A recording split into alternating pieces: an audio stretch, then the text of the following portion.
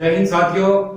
बालक का संवेगात्मक विकास जो है वो पढ़ रहे थे और बालक के संवेगात्मक विकास में जो भी डेफिनेशन थी वो मैंने आपको लिखवा दी थी। आज अपने पढ़ेंगे बालक का बौद्धिक विकास और बौद्धिक विकास में भी बालक का जो चौमास्की का दिया हुआ भाषा का विकास जो है उसका अध्ययन करेंगे आज।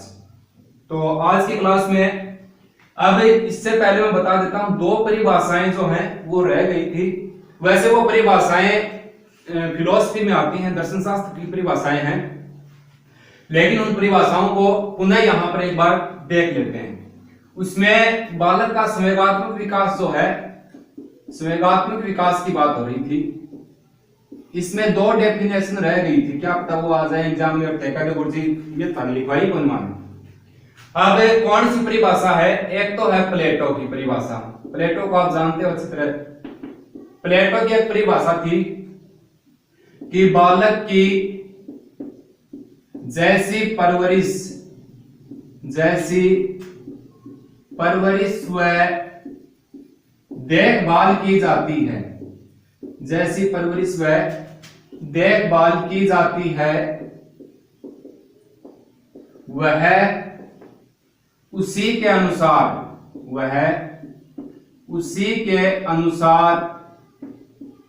अपने हाथों को काम में लेता है, अपने हाथों को काम में लेता है। यह परिभाषा किसकी है? प्लेटो की।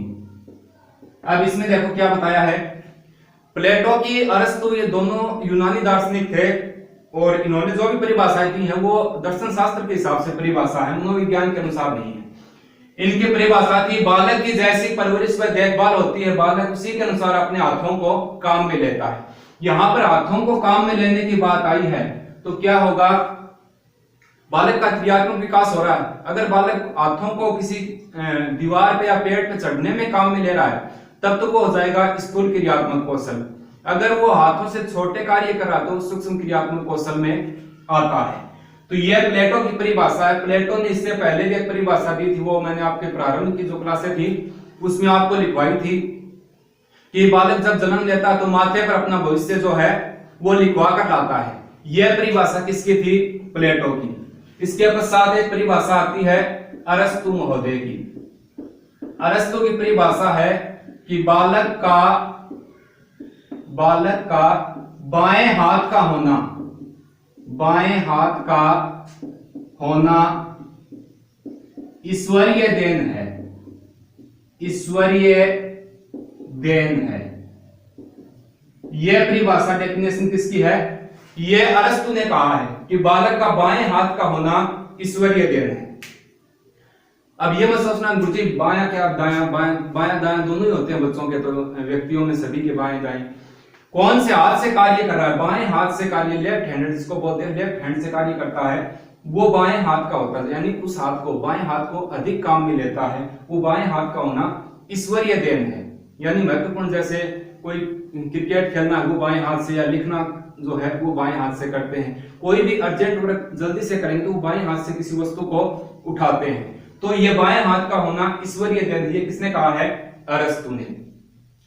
अरस्तु की इससे पहले दो परिभाषाएं मैं आपको लिखवा चुका हूं प्रारंभ की क्लासों में। उसमें एक तो थी कि क्या थी इसकी परिभाषा? अरस्तु के अनुसार शिक्षा समृद्धि में एक आभूषण है और आपदा में पनाहगाह है। ये अरस्तु की परिभाषा थी। इसके पश्चात स्वस्थ शरीर में ही स्वस्थ मस्तिष्क निवास करता है। यह परिभाषा किसकी थी? यह भी अरस्तु की परिभाषा। ये दोनों ही परिभाषाएं जो अपना टॉपिक था बालक का क्रियात्मक विकास उसमें आती हैं। और बाकी 4-5 परिभाषाएं वाटसन की, ब्रिजेंस की, क्रो की, वो मैं वाटसन की वो सभी लिखवा चुके हैं। अब इसके पश्चात बात करते हैं जो आज का अपना मुख्य टॉपिक है उस पे चलते हैं। दोनों परिभाषाएं वैसे कम ही पूछते हैं इनको, लेकिन क्या पता पूछ ले तो याद हो जाएंगे, तो एक बार देखने से ही याद हो जाएंगे। अब आज का अपना जो टॉपिक है, जो विषय वस्तु रहेगी वो क्या है? बालक का बौद्धिक विकास, बालक का बौद्धिक विकास। और इस बौद्धिक विकास में ही प्रथम यानी पहला आता है बालक का बालक के भाषा का सिद्धांत, भाषा का सिद्धांत, ये नाम देंगे इसको। अब ये मत सोचना कि बुद्धि या इंटेलिजेंस यहां पे करवाने लग गए, बुद्धि वाला टॉपिक आगे आएगा। इसमें ही बालक का संवेगात्मक विकास पढ़ा, बालक का क्रियात्मक विकास पढ़ा, इसमें बालक का बौद्धिक विकास है। इसमें पहला आता है बालक के भाषा का सिद्धांत। बालक के भाषा का ये जो सिद्धांत है, ये किसने दिया था? चोमास्की ने दिया था। ये मोस्ट इंपॉर्टेंट है, याद रखना, मैं लिख देता हूं, मोस्ट इंपॉर्टेंट है ये, याद रखना। पूछ सकते हैं भाषा का सिद्धांत किसने दिया था? चोमास्की ने दिया था। अब इनके अनुसार इन्होंने बताया कि जन्म के समय बालक जब क्रंदन करता है, बालक एक तो करता है, क्रंदन करता है या रोता है, ये बालक की पहली भाषा है। ये किसने बताया है? चोमास्की ने। एक बार दोबारा सुनो, कौन समझ में आई बात? कौन समझ में आई? जल्दी जल्दी कराओ, जल्दी कौन कराओ। देखो, बालक का संवेगात्मक विकास पढ़ चुके हैं, समय इमोशन जो है वो मैंने करवा दिए। बालक का क्रियात्मक विकास स्थूल व सूक्ष्म दोनों हो गए पीछे वाली क्लास में। इसके पश्चात आज अपने पढ़ रहे हैं बालक का बौद्धिक विकास। बालक के बौद्धिक विकास में पहली स्टेज आती है बालक के भाषा का सिद्धांत, यानी बालक की भाषा का विकास, ये कहें इसको। अब बालक की भाषा का सिद्धांत जो है ये किसने दिया है? चोमास्की ने। ये मोस्ट इंपॉर्टेंट है, पूछा जा सकता है, कई बार पूछ भी लिया इसको सीटेट में। अब चोमास्की जो है इसने कहा कि जन्म के समय जब बालक जन्म लेता है, बालक जब जन्मन है तब क्या करे? बालक क्रंदन करे या रोता है? रोता ना, जन्मते ही रोना शुरू करता है। इसने कहा चोमास्की ने, जब वो रोता है वो बालक की पहली भाषा हुआ है। समझ गए आप? तो ये बात किसने कही है? चोमास्की ने कही है। अब बालक जो है ये मैं लिखवा देता हूं, गर्भावस्था में भी विकास जो है, एक बात सुनो, लड़कियों का विकास हर जगह जल्दी होता है। मैंने एक बात बताई थी कि गर्भावस्था में भी लड़कियों का कंकाल तंत्र जो है वो लड़कों की अपेक्षा जल्दी बढ़ता है। उसके पश्चात शारीरिक विकास में भी लड़कियां जो हैं वो अग्रणी रहती हैं लड़कों से। अब यहां पर भी लड़कियों में जो है भाषा का विकास लड़कों की अपेक्षा पहले हो जाता है, यानी कि शेषवावस्था जो है, शेषवावस्था में लड़कियों का विकास लड़कों की अपेक्षा जल्दी होता है, जल्दी होता है। ये बात भी किसने बताई है? चोमास्की ने बताई है कि शेषवावस्था में लड़कियों की भाषा का विकास जो है, लड़कियों की भाषा की विकास की बात हो रही, भाषा का विकास जो है वो जल्दी हो जाता है। तो ये चोमास्की ने बताया है। अब एक बात आती है कि भाषा का वर्गीकरण किया गया है उम्र के हिसाब से, माह के हिसाब से या वर्ष के हिसाब से कितने शब्द बोल पाता है बालक, इसका वर्गीकरण अलग अलग मनोवैज्ञानिकों ने अलग अलग बताया है। लेकिन उसमें सबसे महत्वपूर्ण स्मिथ का है, वो पढ़ेंगे। स्मिथ ने अलग अलग वर्गीकरण करके बताया है, और उस वर्गीकरण में क्या बताया है? उसने 0 से 8 माह के बालक से प्रारंभ करके और 2 वर्ष से अधिक उम्र तक के भाषा के जो शब्द हैं उनके वर्गीकरण को बांटा है। अब अपने वही मोस्ट है उसी को लिखेंगे, सभी को लिखेंगे ना तो इसको भी भूल जाएंगे स्मिथ को। स्मिथ के अनुसार भाषा का वर्गीकरण, भाषा या शब्दों का वर्गीकरण स्मिथ के अनुसार पढ़ रहे हैं। अब इसकी मैं आपको एक सारणी बना करके बता देता हूं कि किस हिसाब से होगा। अब इसमें देखो, पहले आता है 0 से 8 माह का कोई बालक है, 0 से 8 महीना का कोई टाबर है, कितना शब्द बोलेगा वो? एक भी नहीं बोलेगा, 0 शब्द। समझ गए? इसके पश्चात क्या आता है? 10 माह का बालक, 10 माह का बालक होता है, वो एक शब्द बोलेगा, एक शब्द।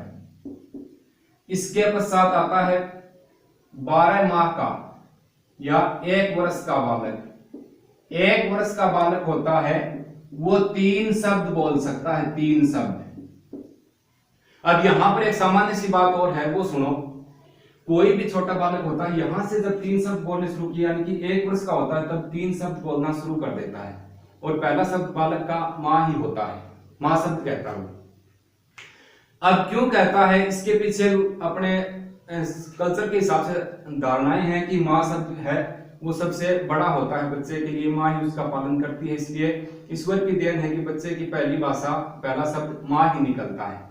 लेकिन मनोविज्ञान के अनुसार देखें तो जो ये यहाँ तक के बालक होते हैं, 1 वर्ष के बालक जब बोलना प्रारंभ करते हैं, तब ये अपने जब स्वर तंत्रों पे कंट्रोल करते हैं, तब ये पहले वो शब्द बोलते हैं जिनमें होठ आपस में स्पर्श हो, यानी जीभ को नहीं लाना पड़े, होठ स्पर्श होते हों। जैसे माँ शब्द है, माँ शब्द को बोलेंगे तो दोनों होठ आपस में स्पर्श होंगे। तो बोल के देख लो एक बार, माँ बोलेंगे, माँ, पा बोलेंगे तो भी, यानी बच्चे उन्हीं शब्दों को पहले बोलते हैं जिनमें दोनों होठ आपस में स्पर्श होते हैं। उसके पश्चात उन शब्दों को बोलेंगे जिसमें जीभ जो है वो दांतों के जाकर के टकराती है। पहले तो होठ आपस में टकराएंगे, उन शब्दों को बोलेंगे, फिर कौन से शब्द बोलते हैं, जीभ दांत से टकराती है। देखो पहले बच्चा माँ बोलता है, पा बोलता है, गा बोल देता है। अब उसके पश्चात बालक जो है वो नाना बोलता है, नाना या नानी। अब नाना शब्द बोलेंगे तो नाम ना बोलते ना नाना, तो जीभ जो है वो दांत के टकराएगी तभी ना शब्द निकलता है, तो ये बोलते हैं। उसके पश्चात तीसरी स्टेज में आकर के बालक जो है वो जीभ के घुमाव वाले शब्द जो हैं उनको बोलना प्रारंभ कर देता है। ये इतनी गहराई अपने नहीं है, मैंने बता दिया, ये हम बीच में आ गए। तो अब 1 वर्ष का बालक जो है वो 3 शब्द जो है वहां तक बोल सकता है, 3 शब्दों में। अब इसके पश्चात 1 वर्ष 3 माह का बालक, यानी इसको कहें 15 माह का बालक कितने शब्द बोले, 15 माह लिखो नहीं कंफ्यूज हो जाओगे। 15 माह का बालक जो है वो कितने शब्द बोलता है, 15 माह का बालक 19 शब्द बोल देता है, समझ गए।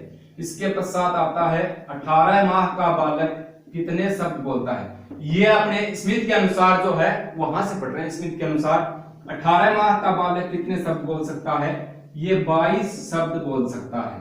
18 माह का बालक 22 शब्द। इसके पश्चात आता है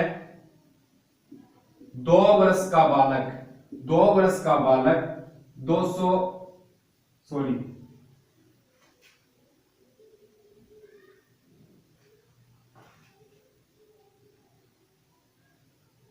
इसके पश्चात आता है 1 वर्ष 9 माह का बालक, 1 वर्ष 9 माह का बालक कितने शब्द बोलेगा, 118 शब्द बोल सकता है।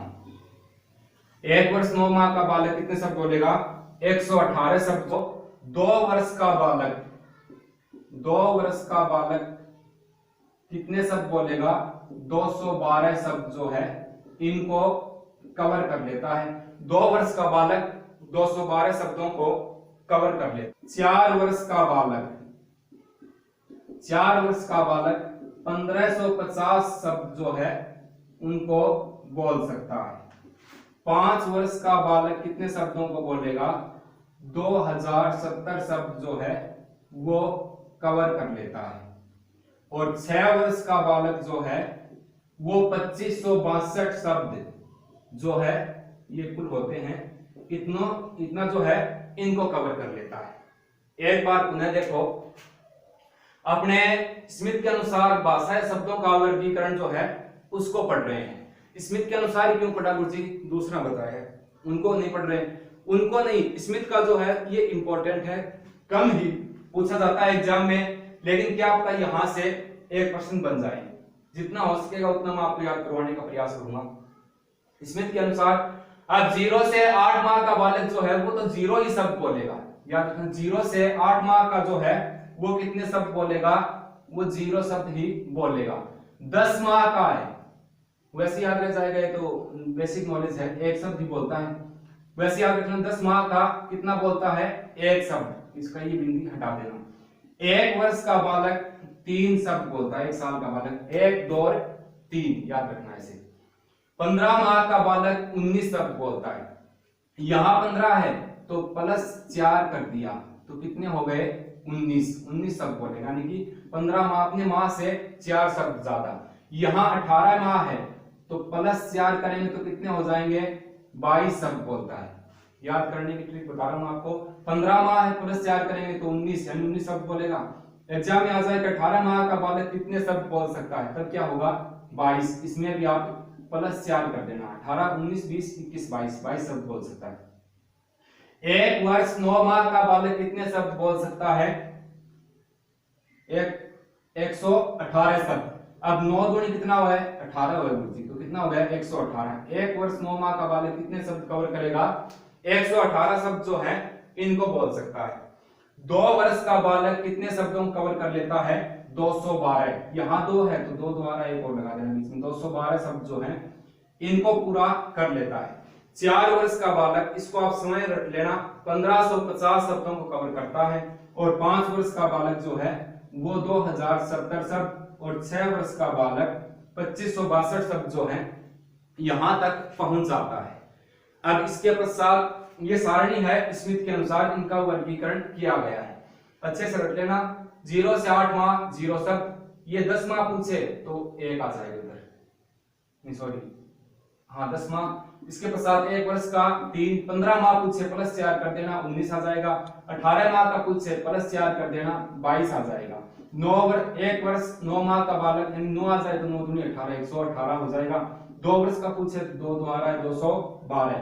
ये 4 5 और 6 वाले आप याद कर लेना। तो ये था स्मिथ के अनुसार भाषा का वर्गीकरण।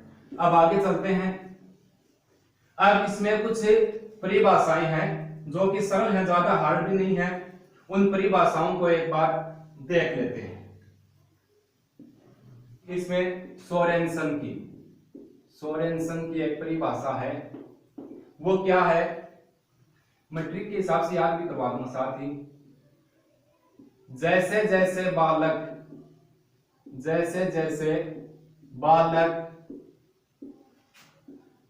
प्रतिदिन प्रति माह व प्रति वर्ष बढ़ता है, जैसे जैसे बालक प्रतिदिन प्रति माह प्रति वर्ष बढ़ता है, वैसे वैसे उसकी शक्तियों का विकास होता जाता है। विकास भाषा है, सोरेनसन ने ये बताई है परिभाषा। इसके पश्चात एक परिभाषा आती है जॉन लॉक की। जॉन लॉक की एक परिभाषा है, वो मैं पहले भी आपको बता चुका हूं। क्या परिभाषा है, बालक का मस्तिष्क कोरी स्लेट के समान होता है। कोरी स्लेट के समान होता है। कोरी स्लेट के समान होता है, जिस पर वह अपने अनुभव लिखता है। अपने अनुभव लिखता है। यह परिभाषा किसकी है, यह परिभाषा है जॉन लॉक की। अब ट्रिक बता देंगे। फिर एक परिभाषा आती है स्मिथ के अनुसार। इस परिभाषा में क्या बताया है, ऐसा है, भाषा मधुर ध्वनियों द्वारा